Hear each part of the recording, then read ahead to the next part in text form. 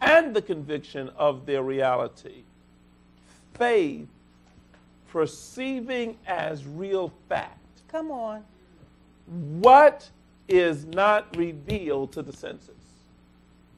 So we're dealing in a market that is really ran on perception. Oh, it's ran on perception, and just look at our currency system. The dollar is backed by the full faith and credit of the U.S. government. So everyone has faith that the U.S. government will be there. That's why the dollar has a value. Wait a minute. The value of the dollar is in the faith of its government? Absolutely. Wait a minute. On another level, municipalities, New York City, New York State, they issue bonds in order to raise money. And those bonds are backed two ways. They're either backed by the general obligation of that municipality, or they're backed by the revenue of a certain service that the municipality is drawing. So, for example, in New York State or New York, the tri-state area, we have the Triborough Bridge. Okay. So there are bonds that were issued that are paid for by the revenues that the Triborough Bridge throws off. Now there are other bonds that are just New York State or New York City general obligation bonds. And those are backed by just the full faith and credit of New York City or New York State. The people who buy those bonds, they're expecting to get paid not from a bridge, not from a hospital, but from the government of New York or New York City. So it's their faith in that government and the government's ability to pay that makes them make that investment. Wow. So now, what we teach here concerning consciousness, as Reverend Ike taught us, is the only thing that is anything, the only thing that will have anything, or the only thing that will be anything. I'm now beginning to understand here, if I'm understanding y'all correctly, that everything is based on the perception. Absolutely. A house is only worth what people are willing to pay for it? Exactly. The difference between a $1 million home in 2009 and a $1 million home in 2007 is only what people perceive to be the value of that home. If someone bought a home 2 years ago, they paid $1 million for it, and that home right now is worth $700,000. What's changed? The home is still the same. It still has 4 walls. It still has all the windows. It still has the kitchen. But it's the perception that that parcel of land in that particular location now has less of a value. And you can have all different reasons. The comparable real estate around it went down in value, and loans aren't there, and people can't access capital. But the reality is, the home is still the home. It's still the same. But the perception, that's what's changed, and that's what affects the value. So when you look at, now faith is the insurance, the faith, that's the perception. Okay, and that faith now generates your reality, depending on what that faith is.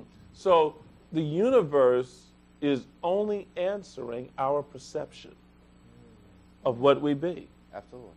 Of what you perceive yourself to be. Of what you perceive. It's almost like this. You set the mold. We taught this on last night to the prophets. You cast the mold, the mold. And then the universe fills it with the vibration or the substance. You cast the vibration, the universe fills the mold with the substance, but the mold has got to be set by you. One mystic said it this way: the same faith it takes to build a sandcastle is the same faith it takes to build a mansion. It's no more. It doesn't take greater faith to build a $10 million home. As a matter of fact, the same faith that builds the $10 million home is the same faith that can build the sand castle on the beach. Absolutely. Perception. What makes the sand castle a reality is that you go building it with the intention, and you don't feel that anything has the permission to stop you from making that happen. Most people can go out right now and build a sandcastle because they would feel as though they're entitled to having that moment to build this, whether it's for themselves or to build it for their kids. What stops you from building a mansion, you, on some level in your consciousness, don't feel entitled. Yeah, Your Grace, is interesting. Back in Old English, back when property law started back in England and stuff, the word that they used to describe ownership it's called seized, or they could say seized, S-E-I-Z-E-D. So when people said that they owned property, the first concept was that they were seized of the property. You see? And this is why, I'm listening, I'm saying this is why the children of this world are wiser in their generation than the children of light. Because what's being taught here is not some kind of fanatical, some kind of, out of this world. We're talking about the way the world actually operates. This is the real deal. People, the whole thing is set up on feeling and perception. And you can look it up. The English property law, American property law, is based on the concept of seizing. Whoever was, they were seized of the property, seized with the property, and that is how ownership started. So feeling definitely gets the blessing. Wow, and wow. What do you think of that, Ben Davis? I think it's right on point. I think it's absolutely right on point. It's the perception, the feeling, that's what generates the reality. So a person only gets the property that they can feel by faith. Oh, they only get that which they assume. Right, assume. It's the assumption. Right. I assume this. That's right. I assume this debt. Or I assume this credit. And is this why, even in the stock market, Ben Davis, I mean, even though the market may go down or go up or whatever it does, you tell people, don't worry about it, because if it goes down, it's going to go up. Oh, absolutely. And even if it is going down as a whole, there are always moving parts within the market that go up. Like, for example, today, the overall Dow Jones average that everyone hears about in the news was up 20 points, which is less than 1% because the overall average is at 10,000. One particular stock, Priceline, was up over 20% today because they had incredible earnings last night. Priceline? Priceline. But that's a company you would not have invested in 5 years ago. Am I correct? Absolutely. At Priceline and Amazon.com.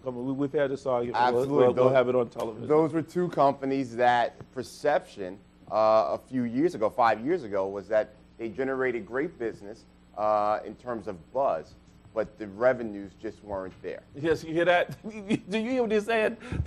Like Facebook. Like Facebook. Like Twitter. Right. Is there not making any money? Is there revenue there? There's revenue there, but not to the level that one would think. Like, they have a perceived value that's greater than their actual value. Oh, wait a minute. Wait. That's a great perceived value. Wait a minute. Did you hear what he just said? Yes, Your Grace. He said the perceived value is greater than the... And that's why Facebook didn't they just get money? Didn't they just do a private offering? Microsoft invested in Facebook. See, based on perception. Right. Based on perception, Right. they're able to pull in millions of dollars. Right. It was $1 billion. I don't know. It was a lot. Yeah, I forgot what the number was, but yeah, it was a sizable amount.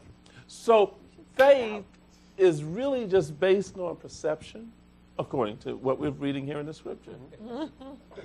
Now faith is the assurance, the confirmation, the title deed of the things we hope for. Now, we hope for means it is not physically there. Right. That is in the world of the illusion that we hope for. Being proof of things, Prophetess Leslie, we do not see. Which means faith lends the proof of things we do not see. Like the house you built in the natural, you were not supposed to be there according to fact.